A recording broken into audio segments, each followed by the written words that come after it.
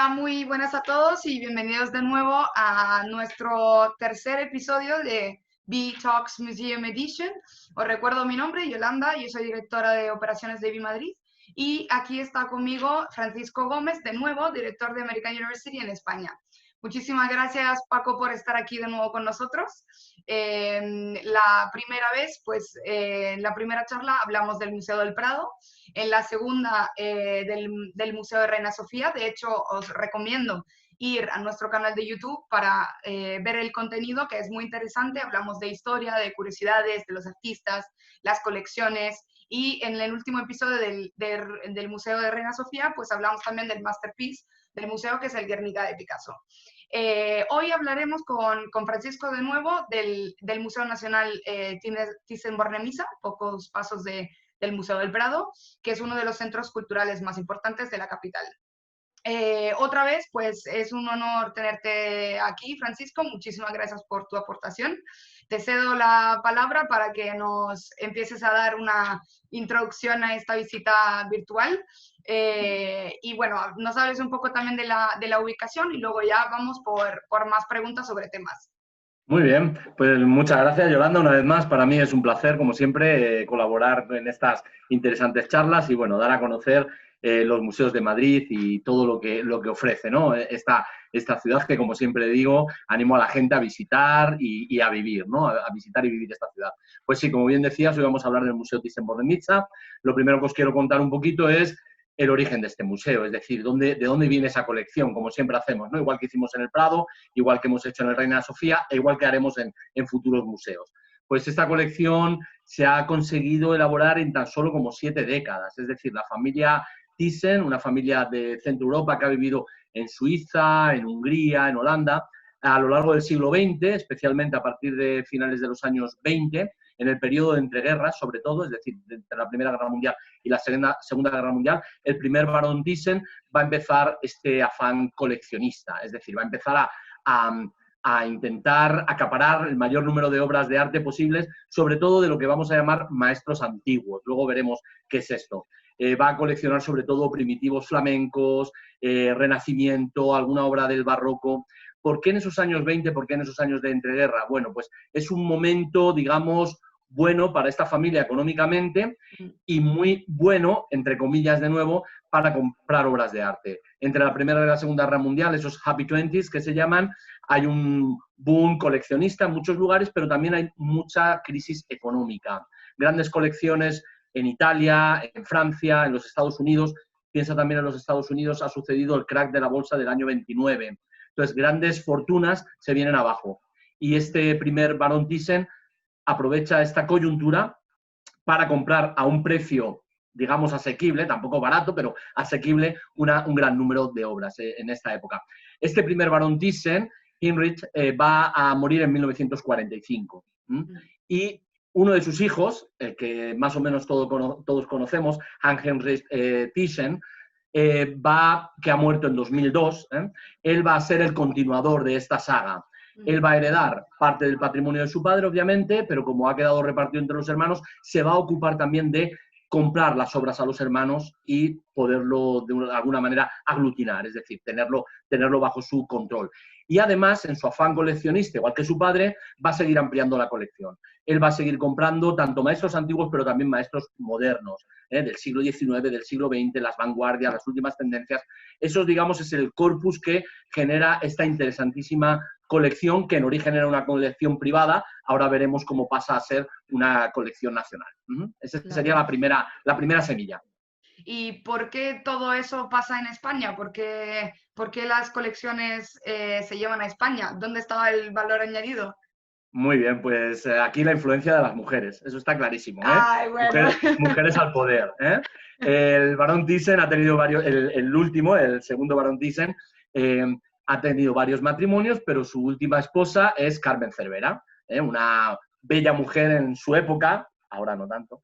Fue Miss España y, bueno, una mujer muy, muy atractiva y, bueno, pues ella, imagino que empieza a influenciar a su esposo en traer la colección de manera temporal, en principio, a España. El esposo, el barón Thyssen, tenía varias opciones. Una primera opción era en Lugano, en Suiza. Él tiene un palacio llamado Villa Favorita, donde ha estado la exposición durante algún tiempo. Él hizo unas ampliaciones, instalaciones y allí se mantuvo. Pero digamos que la colección tenía muchos pretendientes. La National Gallery de London quería acapararla, el Museo del Prado quería traerla, Getty Museum en California también quería tenerlo.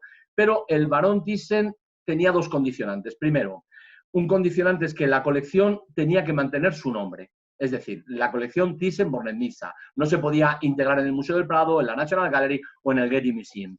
Segundo condicionante, tenía que estar junta, es decir, no se podría disgregar. Finalmente, en el año 92 es cuando se abre el Museo Thyssen-Bornemisza en Madrid. ¿Por qué? Respondiendo a tu pregunta. Imagino que ahí Carmen Cervera manejó bien los hilos y los tiempos y consiguió que de una manera temporal se situara en este bonito Palacio de Villahermosa, que ahora os contaré un poquito sobre él, en el año 92. Un año después ya el Estado ha adquirido la colección, es decir, el interés es máximo. Ahora veremos que la colección es riquísima, es una de las colecciones que en origen era privada, como os digo, más importantes del mundo, por su amplitud tanto cronológica como geográfica. Y en un año, estamos hablando de los años 90, principios de los 90, la época de Felipe González, segunda época de Felipe González, ha conseguido atraer la colección a Madrid y que la colección se quede. Pasa a ser un museo nacional, estatal, pero tiene el condicionante de que tiene un patronato, es decir, un patronato, digamos, que son los que también van a ayudar a gestionar este museo. El lugar, parece ser que al barón Thyssen le encantó. Es, como os digo, este bonito Palacio de Villahermosa, donde en principio se acondiciona, se cambia el palacio. El interior estaba muy deteriorado. El palacio había sido utilizado por esta familia noble. Posteriormente, en el siglo XIX, el duque de Angulema llega a España con los 100.000 hijos de San Luis para ayudar a Fernando VII contra este trienio liberal progresista y se va a instalar allí. Pero finalmente en el siglo XX lo que es el edificio en sí va a ser tomado por un banco, lo va a adquirir un banco, la banca López Quesada, y el interior lo va a desmantelar. Es decir, se destruye todo, solamente se va a conservar la fachada y eso provoca que el interior no tenga ningún interés. En los años 80 y a principios de los 90 va a ser Rafael Moneo, el mismo arquitecto del que os hablé cuando hablábamos de la ampliación del Museo del Prado, quien le va a dar el aspecto que tiene actualmente el museo. Es decir, la banca López Quesada quiebra, lo adquiere el Estado, se transforma, se acondiciona, se cambia el formato, el interior, las salas. Si has estado, imagino que sí, el interior es muy especial, con colores, con estuco, en colores pasteles, suelos de mármol. A mí me gusta, al principio también fue muy criticado porque, bueno, decían, aquí está la mano de Carmen Cervera, porque tal, bueno, pues le da un aspecto diferente y me parece muy interesante para museo. Lo interesante de este palacio, aparte de su estética, su fachada, el jardín de entrada que tiene tan bello, que está muy cerca, como tú has dicho, del Museo del Prado. Es decir, el valor añadido de esta colección y de su ubicación en Madrid es que aquí empezamos a hablar de lo que llamamos siempre el triángulo del arte. Es decir, en un radio de 10 minutos caminando tenemos un triángulo con los 3 museos más importantes de Madrid y de los más importantes de España, que son el Museo del Prado, el Museo Reina Sofía y el Museo Thyssen-Bornemisza. Es decir, esta triada a la que estamos dedicando estas 3 charlas estos días. Muy bien, muy bien. Y Francisco, cuanto al tema de las épocas, ¿cuáles son los estilos, por ejemplo, que lleva la colección? Y bueno, nos has mencionado más o menos las épocas, pero hablamos un poquito más detalladamente de eso, para dar referencias pues históricas y culturales también a los chicos. Perfecto, muy bien. Pues mira, este museo me fascina porque además de la colección, que es impresionante, ahora os describiré un poquito, sobre todo porque está muy bien planteado didácticamente. Es decir, tú puedes hacer el recorrido cronológico y geográfico sin perderte. Es un museo distribuido en 3 pisos, en 3 plantas, la planta principal, primera y segunda planta, y cronológicamente empieza desde arriba, ¿no? Desde la segunda planta. Ahí está la parte más antigua de la colección, que son las pinturas de la época gótica, es decir, desde el siglo XIII. Entonces ahí tenemos toda la parte del gótico, los primitivos flamencos, que luego hablaremos de ellos, primitivos italianos, entrada al Renacimiento, En todo ese piso superior llegamos ya hasta el manierismo, con algún ejemplo del Greco, y el inicio del barroco, con una de mis obras favoritas, que de la que luego os voy a hablar, que es una obra de Caravaggio, paisano tuyo. Sí. Y luego, bajando al primer, también hay Rubens, hay Rembrandt, bajando al primer piso, estamos en la segunda planta, en el primer piso, pues ahí ya empieza, hay una gran colección de pintura holandesa, norteuropea, tanto del siglo XVII como del XVIII, pero quizá el aporte más importante, o al menos el que a mí me parece más positivo de esta colección en su llegada a España en el año 92, es que viene a llenar un hueco que teníamos en la historia del arte de Madrid. Quiero decir, yo siempre os he dicho y he defendido que yo explico desde hace más de 20 años pintura o historia del arte en el Museo del Prado. Hay un hueco en el Museo del Prado y hay un hueco en el Reina Sofía, que es el impresionismo francés. Es decir, sí tenemos pintores impresionistas, tanto en el Reina Sofía como en otros museos de Madrid, como el Museo Sorolla, al que dedicaremos otra de estas charlas, pero el impresionismo francés nos fallaba, no había. Gracias a esta colección llega una multitud de cuadros de impresionismo francés, Monet, Manet, Renoir, Degas, posimpresionistas como Gauguin, Van Gogh, Cézanne, es decir, ese gap, ese hueco que teníamos cronológico, histórico y estilístico, gracias a esta colección se ha completado. Es un disfrute poder ver, son como 3 o 4 salas dedicadas al impresionismo francés. Uno parece que está por un rato en el Museo d'Orsay en París, claro, el Museo d'Orsay tiene otras dimensiones y muchos más ejemplos de impresionismo y posimpresionismo, pero digamos que es una de las llamadas de atención importantes que yo siempre quiero hacer en este museo. Es decir, el museo le puedes dedicar horas y horas, porque son más de 7.000 pinturas, creo, pero lo que le aporta un valor añadido extra es esta parte del impresionismo francés. Una vez que pasamos ese impresionismo francés del siglo XIX, bueno, francés y también digo holandés, porque hay también Van Gogh, etcétera, en la planta principal, en la planta baja, en la de entrada, está todo dedicado al siglo XX. Picasso, Georges Braque, Delaunay, Mondrian, Dalí, Pop Art. Es decir, en conclusión, desde el siglo XIII gótico hasta el siglo XX, siglo XXI, puede hacer uno un recorrido Increíble. Sin perderse, cronológico, estilístico y geográfico. La verdad que una colección interesantísima. Sí. Y si tuvieras, Paco, Francisco, por ejemplo, de decirnos cuáles son tus 3 pinturas favoritas del museo, así como te lo pedimos para el Museo de Reina Sofía, ¿qué nos dirías? ¿A qué épocas pertenecen? Pues mira. ¿En qué planta están? Pues para que los chicos vayan a verlo justo. ¿Cuáles serían las 3, por ejemplo? He hecho una selección, es decir, si a mí en algún momento me dijeran, mira, te puedes llevar 3 pinturas del museo a tu casa, de manera legal, pues las 3 que elegiría son las 3 que os voy a presentar. Mira, la primera voy a compartirlo en pantalla. La primera es esta. Es una anunciación muy pequeñita. Os voy a explicar primero qué es una anunciación. Una anunciación es el momento en que el arcángel Gabriel, que le tenemos a la izquierda, anuncia a la Virgen María que va a concebir al Mesías, al Hijo de Dios. Y es el momento en que la Virgen María está leyendo, como veis, la imagen de la derecha tiene un libro en sus manos y por arriba llega una paloma, es la paloma del Espíritu Santo, que concibe en ella, ¿no? Concibe, es cuando la Biblia dice, y el verbo se hizo carne, ¿no? Es decir, al escuchar la palabra de Dios, concibe al Hijo. Esto se cuenta en el Evangelio de San Lucas. Esta pintura, como os digo, es una de mis favoritas. Es una pintura realizada por Jan van Eyck. Jan van Eyck es uno de los primitivos flamencos más importantes, más famosos. Él y su hermano Humberto van a mejorar la técnica al óleo. ¿Qué quiero decir con esto? La técnica al óleo consiste en mezclar los pigmentos con aceite de linaza, con aceite vegetales.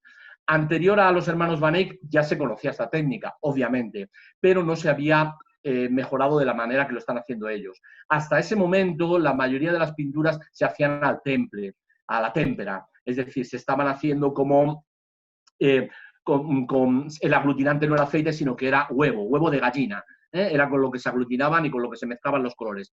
Los hermanos Van Eyck, Humberto y Jan Van Eyck, van a mejorar la técnica, van a conseguir que la mezcla se haga posible también utilizando miel, miel de abeja, para que se haga posible esa mezcla.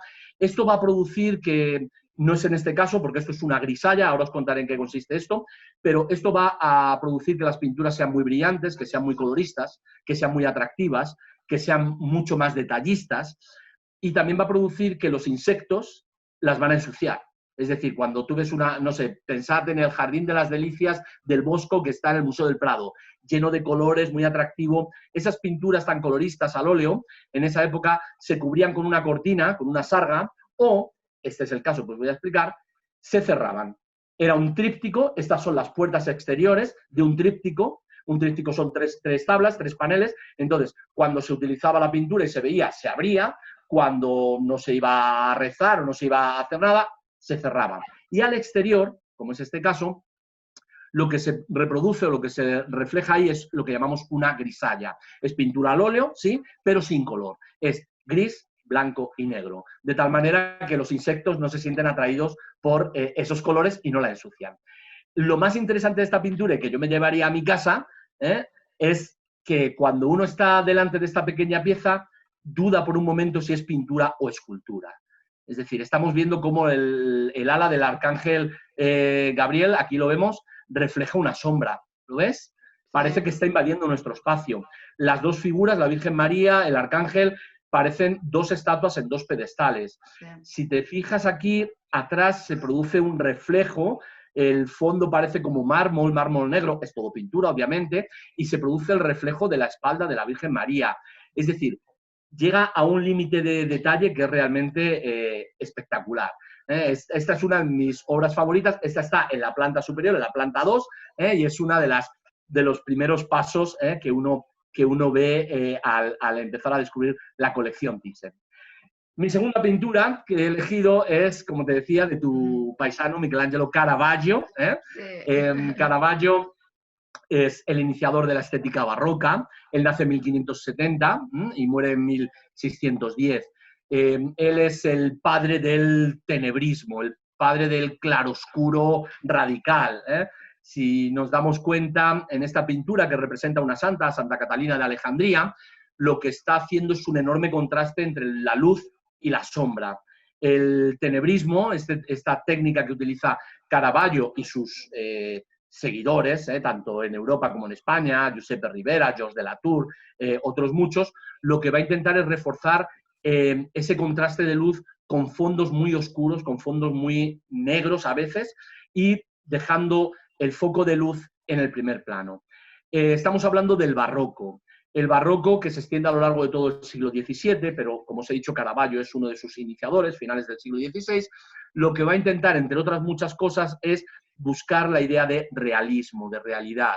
Tenemos que pensar que en el siglo XVI se ha producido la Reforma Protestante. Martín Lutero en 1517 divide la cristiandad del occidente europeo entre católicos y protestantes. Los protestantes, entre otras muchas cosas, critican a la Iglesia Católica por su riqueza, por la cantidad de jerarquía que hay, por el pago de indulgencias y, sobre todo, protestantes no creen en santos, no creen en milagros, no creen en la Virgen María. Hay una reacción católica. La reacción católica es lo que llamamos la contrarreforma. Se inicia en el Concilio de Trento, que empieza en la ciudad de Trento, en Italia, empieza en 1545 y acaba en 1563. Durante esos 18 años se trata y se discute y se busca la solución para acabar con el protestantismo, que obviamente no se consigue. Pero en lo que refiere al arte, lo más interesante es que lo que van a intentar es que las figuras de santos sean creíbles. Es decir, si los protestantes están diciendo que los santos es una ficción, es como una mitología y es casi politeísmo, pues lo que van a hacer los católicos es decir, no, mira, los santos existieron y son gente de la calle, gente como tú y yo. Este es un ejemplo clarísimo. Santa Catalina de Alejandría, realizada por Caravaggio en 1597. La modelo, pues seguramente es una amiga de Caravaggio. Es decir, este es uno de mis pintores favoritos porque tiene una vida muy interesante, muy ajetreada, es acusado de un asesinato, tiene que escapar de Roma se va a Nápoles, de Nápoles se va a Sicilia, luego a Malta. Cuando ya demuestra el pobre hombre que él ha sido inocente, que él no ha matado a nadie, aunque era bastante pendenciero realmente, le dan permiso para volver a Roma y en el camino de vuelta el pobre muere. Parece ser que envenenado en el año 1610. Pero él vive en dos mundos, en dos órbitas. Por un lado, estar muy bien relacionado con la alta jerarquía, cardenales, papas, etcétera, pero por otro lado tiene un submundo del underground, donde convive con prostitutas, con chaperos, con gente de mal vivir. De todos lados. Entonces, exacto. Entonces, muchas de sus pinturas reflejan estas mujeres, fíjate en el atractivo de esta mujer, su escote. Claro, le vemos que tiene aquí un halo, ¿cómo se dice en español? Un nimbo, un halo, que nos habla de que es una santa, pero si no, podría ser una mujer que la ves en el Starbucks tomando un café esta tarde, quiero decir. Es gente de la calle. Este es el objetivo del barroco. Es Santa Catalina de Alejandría, ella murió decapitada. Como veis, va muy elegantemente vestida, era una princesa, era hija de rey, se convierte al cristianismo, según nos cuenta la leyenda dorada, y su padre, parece ser este rey, hay varias versiones, pero decide castigarla, la aísla, la mete en una prisión para que vuelva al paganismo, para que olvide la religión cristiana.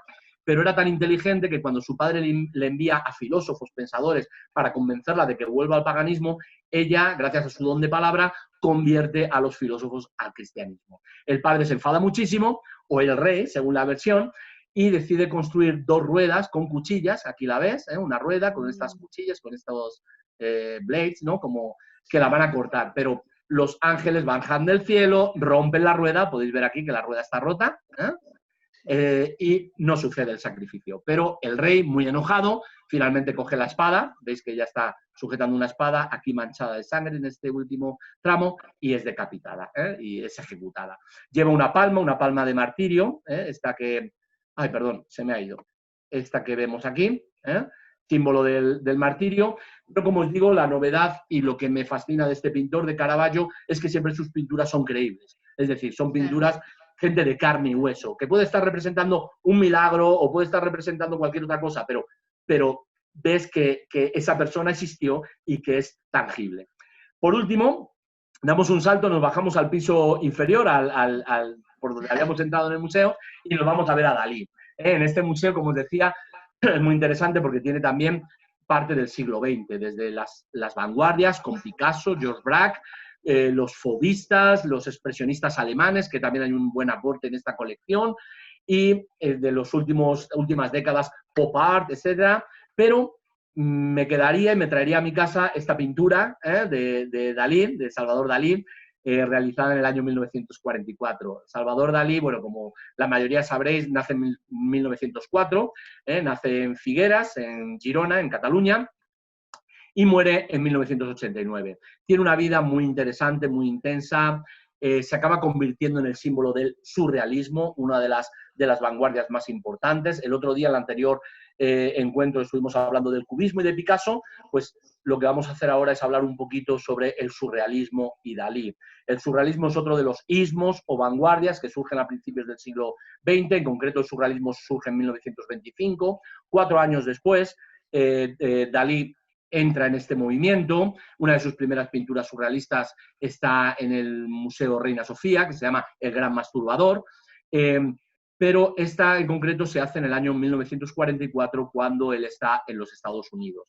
Cuando estalla la Segunda Guerra Mundial, él escapa de Europa, se marcha a Estados Unidos, va a pasar casi toda la década de los 40, creo que hasta el año 48-49 lo va a pasar en Estados Unidos, y allí se convierte en una celebrity, es decir, se convierte en un personaje muy importante, muy espectacular, muy extraño, por otra parte. Esta pintura es un rara avis, es una de las pocas pinturas que hace en el año 44, porque en esa época él está dedicado sobre todo a la publicidad, a decorar escaparates, a las revistas, y esta es una tabla muy pequeñita, de nuevo también hecha al óleo, y su título es muy interesante. A ver si lo puedo decir de una vez y sin trabarme y sin asfixiarme.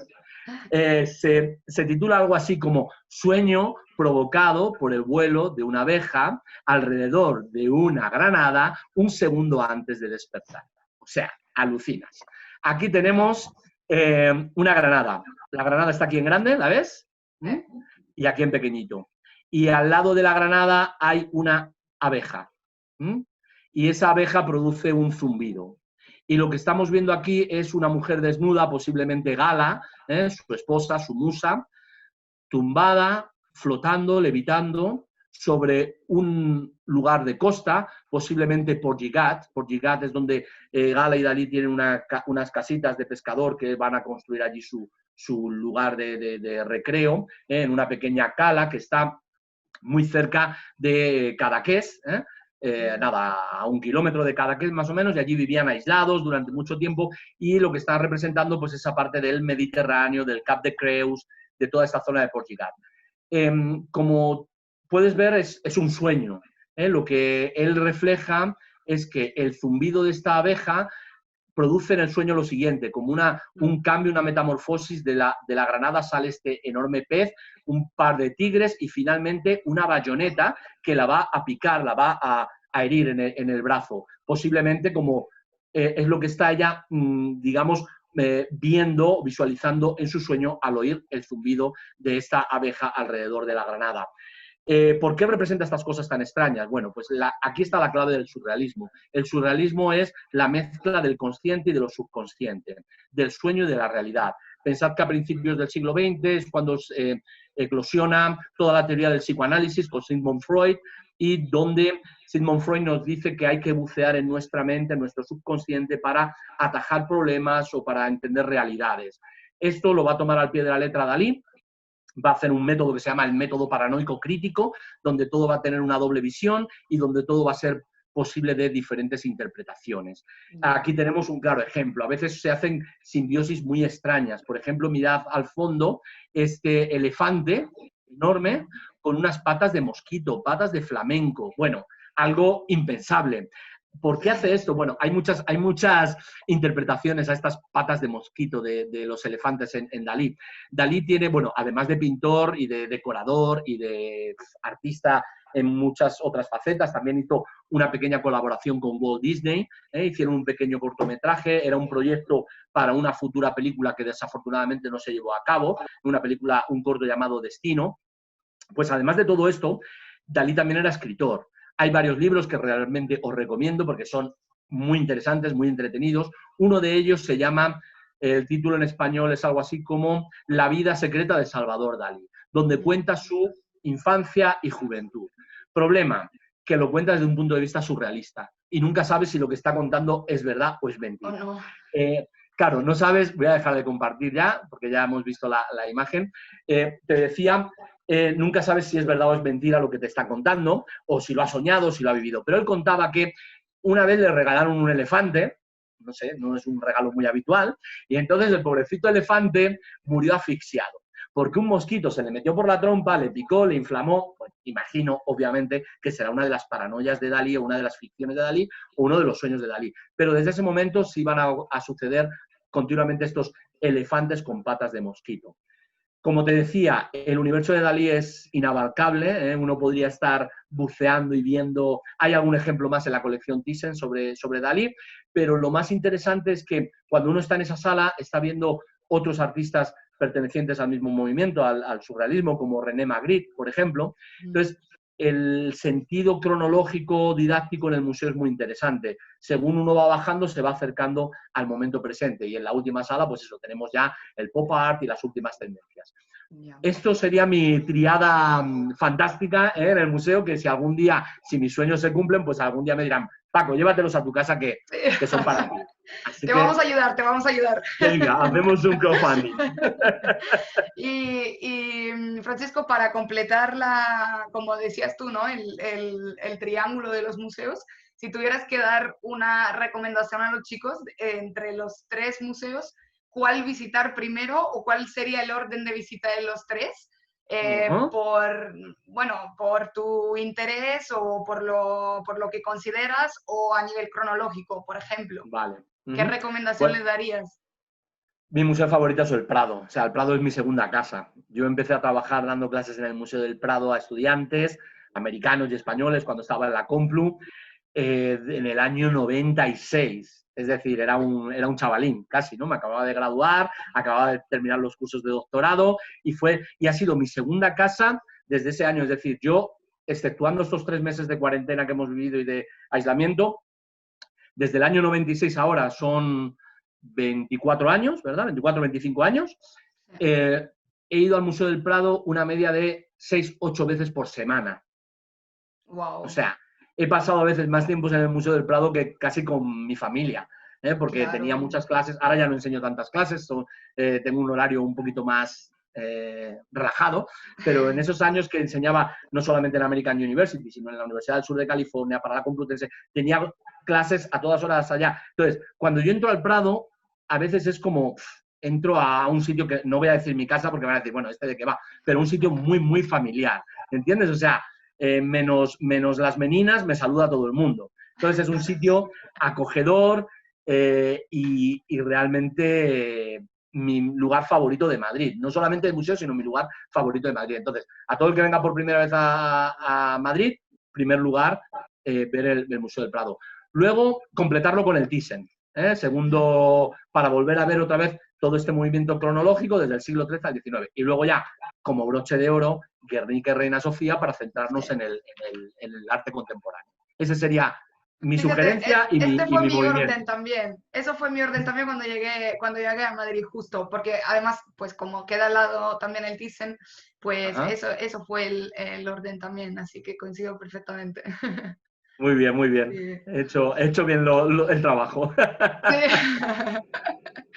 Sí, muy bien. Bueno, Francisco, yo te agradezco muchísimo, de verdad. Ha sido súper, súper interesante, como siempre, esa charla contigo. Ojalá pues consigamos tener más tiempo para daros a los chicos informaciones más Muy bien. sobre Madrid, sobre lo que hay que hacer en Madrid, los museos, la cultura y bueno, en general de España. Ojalá pues eso vaya por más y podamos seguir con esas píldoras de cultura, como digo yo siempre Muy en bien. Madrid.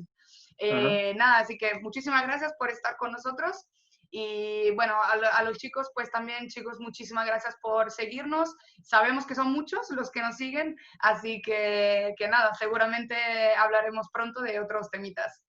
Muy Muchísimas bien. gracias, Francisco, de nuevo. Gracias a ti, Yolanda. Como siempre, un placer. Y nada, en breve nos volvemos a ver hablando de cualquier otro museo o cualquier otro aspecto cultural de Bueno, Madrid. deberíamos organizarlo presencial, ¿eh? Desde a Eso, partir de eso, hace eso. un rato deberíamos. Ya yo creo que las cosas, a ver si van por buen camino y podamos, Sí. ya, bueno, el Museo del Prado ya está abierto y el Thyssen, de hecho ahora hay una exposición en el Thyssen dedicada a Rembrandt que es maravillosa. En el Museo del Prado han hecho una cosa muy interesante que es reencuentros, han abierto una pequeña parte del Prado y han sacado, digamos, han combinado cuadros que normalmente no están expuestos de esa manera. Único problema, que todavía no admiten grupos, es decir, estamos todavía con Claro. esta social distance y todo esto, pero en breve cruzaremos dedos que podamos volver a Cruzamos. una nueva normalidad y a una realidad que sea más simpática para todos. A ver Y si que sea pasamos. mejor, seguramente. Exacto, exacto, exacto, convencido de ello.